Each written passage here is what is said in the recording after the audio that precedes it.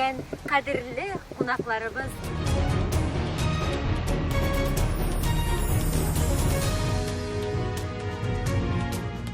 Конференция Дайсыргайыз Büyük Şivuga 75 Аснақай районында чыгучы Маяк газетасына 90 ел тулу Шотыртау жыйыны халыкара фестивале һәм Аснақайда игълан ителгән Шотыртау елы кебек тантаналы шаралар белән бергә үткәрелә.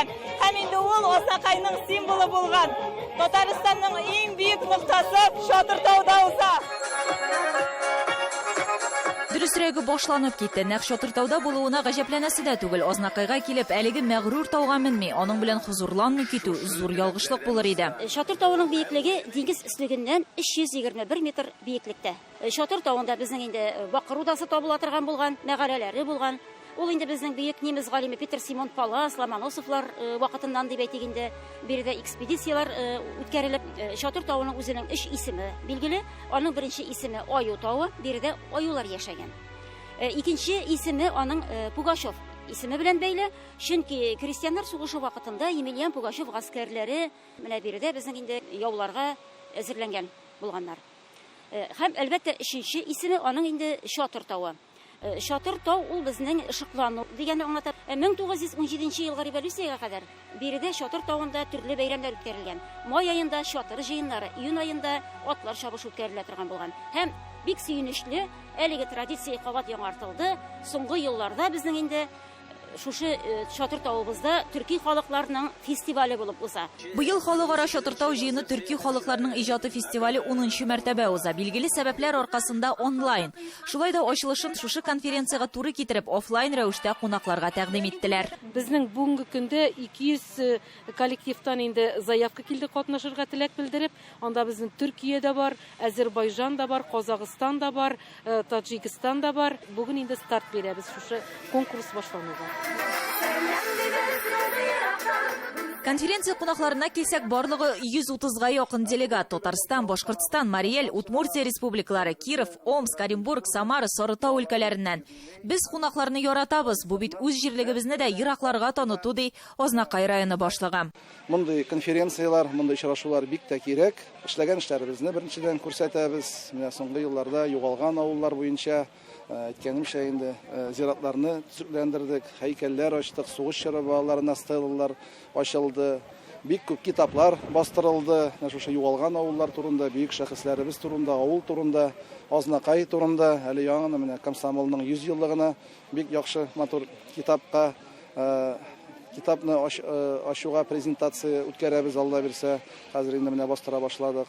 Һәм инде аралашып, сөйләшеп, менә алар белән гореф-гадәтләребезне искә алып, телебезне, динебезне онытмыйча, шулай матур итеп бүген аралашырга, шушы конференцияны үткәрергә. Әйе, башкарган эшләре күз алдында бүгенге конференция легендар шәхесләр Нәҗибә Ихсанова, Әсгар Шакировларны биргән югалган авыл Ташлыярда Бөек Ватан сугышында һәлак булганнарга һәйкәл ачу белән дә истәлекле. Юкка чыккан 20 иле авылдан 35 кеше сугышка китә. Үй сайын 2-3 кеше сугышта. Шуларның күбесе һәлак була. Бик әзе кайта.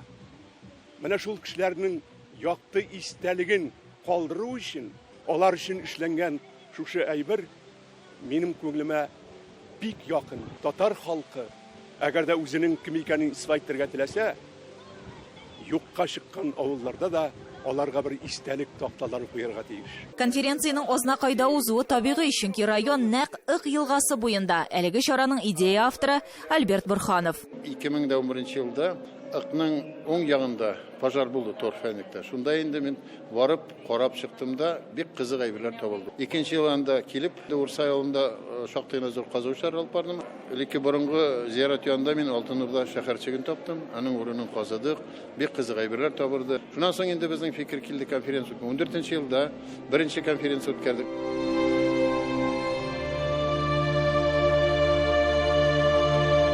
Ык елгасы Каманың сул кушылдыгы Башкортстан Республикасында башлана. Узунлыгы 436 километр, шуның 120-се Татарстанга туры килә. Ых елгасы Татарстан Республикасының табигать истәлеге. Конференцияда катнашучы Фәнит Фазылов ых буе тарихы белән шактыйдан кызыксына. Быел ул ых буенда Актыман исемле беренче тарихи китабын бастырган.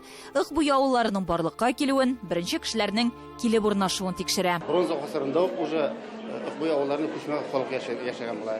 Икбуйда авыллар, алар барлыкка киләләр, көчләп чукындыру башлангачтын, халык үзенең динен саклап калыр өчен Икбуйна килеп сыена. Ик сүзе ике хәрефтән тора ул.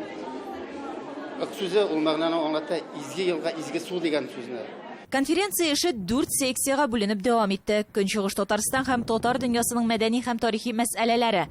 Көнчыгыш Татарстанның елга үзәннәрендә кеше һәм табигать, музей, тарих һәм туристик эш.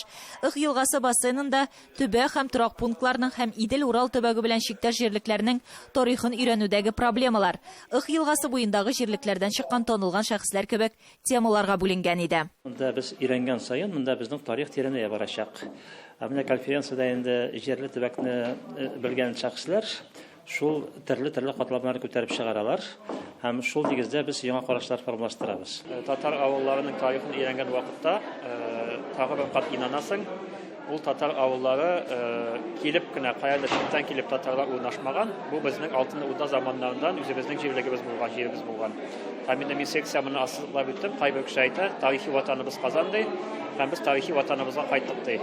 Безнең бөтен Россия тарихи ватаныбыз. Секция эше пленар утырыш белән дәвам итте. Ул Азнакай район башлыгы һәм килгән кунакларның сәламләве белән башланды. Именно вы собираете по крупицам то, что можно потом передать нашим детям. Сәламләүдән соң танылган галимнәр, тарихчылар докладлары белән таныштырдылар. Конференция үзара киңәшләшү, фикер алышу белән төгәлләнде. Конференциянең беренче өлеше тәмам, ләкин әле эш дәвам итә. Делегатлар Башкортстан Республикасына юл алды. Сүзне шул төбәктәге үз хәбәрчебез Миләүшә Латыйповага тапшырам. Рәхмәт, Гөлия. Бүген туймазыга килгән күп санлы кунакларның графигы шактый тыгыз. Милли мәдәни тарихи үзәкләрне барлаудан тыш, әлбәттә түгәрәк өстәл артында аралашу. Туймазының Төмәнәк татар тарихи мәдәни үзәге ачылуга 3 ел. Биредә балалар өчен түгәрәкләр, музей һәм татар телендә яңгыраган тәртип ФМ радиосы эшләп килә. Былтыр Габдулла Тукайга бюст ачылды. Делегатлар маршруты Инәкәйләр чишмәсенә төшеп менгәннән соң узган елда ачылган Ак Өмет мәчетенә юнәлде. Омскидан килүче кунаклар сөйләвенчә, алар яшәгән төбәктә иман йортларына игътибар шулай ук зур. Яшьләр йөри башлады. Татар яшьләре арасында да кызлар күбесе яулык белән йөриләр. Башкортстан татарларының иң үзенчәлекле урыннарының берсе ачык һава астында урнашкан Бабай утары музей комплексы. Биредәге экспонатлар делегатлар күңеленә аеруча хуш килде. Күз яшьләре тыгыла. Бу чүмәләләрне әбиләрем куя иде. Безнең якта менә бу өйләр юк иде. Монысы юк иде. Бу безгә яңалык. Менә булай тыпсыланган өйләрне мин күрдем. Моннан соң да 5 генә түгел, 15-14нче ниләрдә булсын конференциялар. Төрле төбәкләрдә инде бер җитәгә түгел, сезнең якларында күрергә ястыр. Ниһаять фәнни-гамәли конференцияның икенче утырышына да вакыт җитте. Чарада илебезнең төрле төбәкләреннән Идел Урал буе вәкилләре, галимнәр, төбәкне өйрәнүчеләр, тарихчылар, мәгълүм белгечләр чыгыш ясап фикер алышты. Киров өлкәсеннән килгән Зыятдин Нәҗметдинов озак еллар дәвамында архив материаллар барлый.